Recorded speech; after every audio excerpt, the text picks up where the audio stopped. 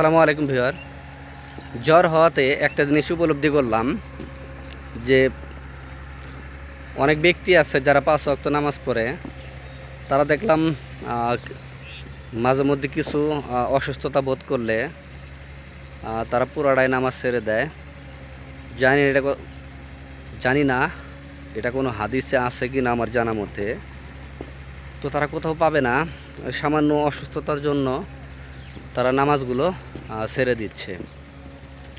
অথচ ইসলামিক নিয়ম অনুযায়ী রয়েছে, তুমি দাঁড়িয়ে নামাজ পড়তে না পারলে বসে নামাজ পড়ো, আর বসে না পড়তে পারলে শুয়ে শুয়ে নামাজ পড়ো।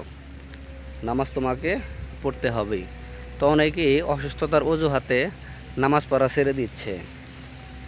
তো এগুলোর হিসাব তাকে অবশ্যই দিতে হবে। মৃত্যুর আগ পর্যন্ত যদি সে সুস্থ থাকে, তার মস্তিষ্ক যদি ঠিক থাকে, তাহলে সে অবশ্যই তাকে নামাজ পড়তেই হবে। তো আশা করি যারা এই অসুস্থতার দোহাই দিয়ে আপনারা নামাজ ছেড়ে দেন, এই কাজগুলো কেউ করবেন না। আমি দেখেছি অনেকে নিয়মিত নামাজ পড়ে, তারা শুধু অসুস্থ হলেই তারা নামাজ ছেড়ে দেয়। ধন্যবাদ ভিডিওটি দেখার জন্য।